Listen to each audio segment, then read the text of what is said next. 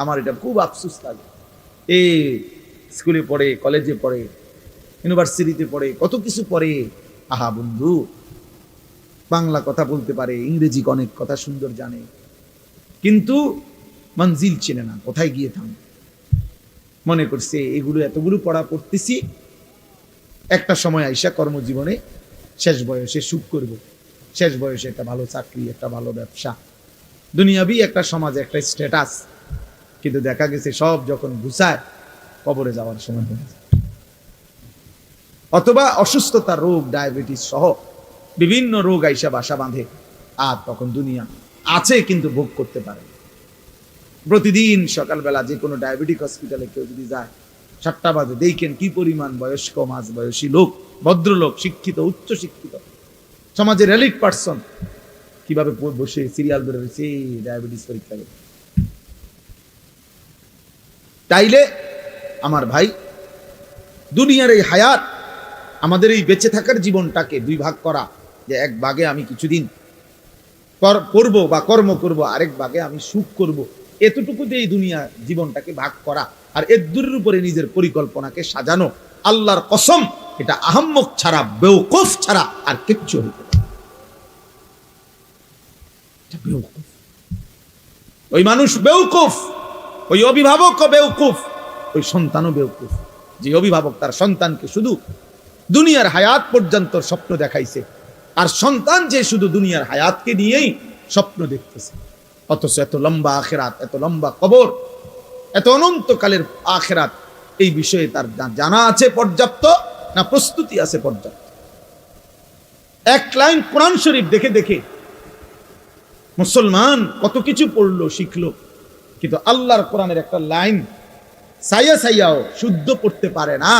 হায় হায়, ওই জিন্দেগির উপরে লানত, লানত ওই জীবনের উপরে, লানত ওই জীবনের উপরে, অভিশাপ ওই জীবনের উপরে। মুসলমান এত বড় নিকৃষ্ট হয় কেমন?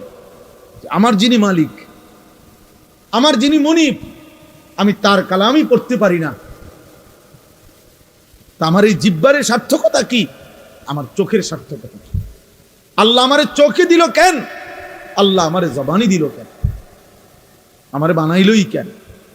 ভাত, মাছ, চাল, ডাল, পেশাব, পায়খানা, ঘুম, স্ত্রী মিলন, যৌন চাহিদা পূরণ, এ তো জানোয়ারের আখলাক, এ তো জানোয়ারেরও পূরণ হয় মিয়া।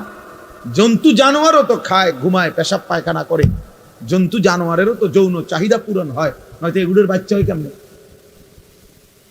গরু ছাগলের বাচ্চা হয় কেমনে মিয়া? জীবন মানে এটুকুই যদি হয়, তো আমি মুসলমান হিসেবে বিশেষত্ব কি? আমি ইমানদার হিসেবে আলাদা পরিচয়, ভাত কত দি খাই, এই কারণে আমি মুসলমান নাকি? আমার একটা বিল্ডিং আছে, এই কারণে আমি মুসলমান, এটাই মুসলমানের বৈশিষ্ট্য? হ্যাঁ বলেন, ছেলেরা বলো বাপ, নিজেকে তো কমপক্ষে চেনো ভাই। আমি লম্বা করতে চাই না, কমপক্ষে দোস্ত আমার, বন্ধু আমার, সাথী আমার, নিজেকে তো চেনো কমপক্ষে। এদ্দুর বোকা কেমনে হয় মানুষ যে আমি একটা ছেলে, বলো ভাইয়া, এই যারা নামাজ পড়ো না, এটা তোমার শেষ পর্যন্ত কোথায় নিয়ে যাবে তুমি কও? যারা দিন রাত নারী দেখো, ছবি দেখো, মোবাইল নিয়ে পড়ে থাকো, বন্ধু কোথায় গিয়ে থামবা বলো ইনসাফ করে? একজন সুদখোর বলেন, এই হারামখোর, তোর বেটা প্রয়োজন শেষ হবে কোন দিন? নাফরমান কোন হারামখোর সুদখোরের প্রয়োজন দুনিয়ায় শেষ হয়েছে কোনোদিন? না, কোনোদিন ঘোষণা দিছিনি কোনো হারাম করে যে আজ এত বছর হারাম খাইতে খাইতে আল্লাহর রহমতে এখন আর আমার লাগে না, আমার সব প্রয়োজন পূরণ হয়ে গেছে।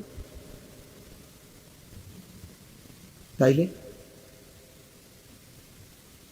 এই জন্য নিজের উপরে কমপক্ষে আত্মভোলা হয়ে যাওয়া, নিজেকে ভুলে যাওয়া, এর চাইতে বড় লানত, দুর্ভাগ্য আর কিছু হইতে পারে যে আমি আমাকে ভুলে গেছি।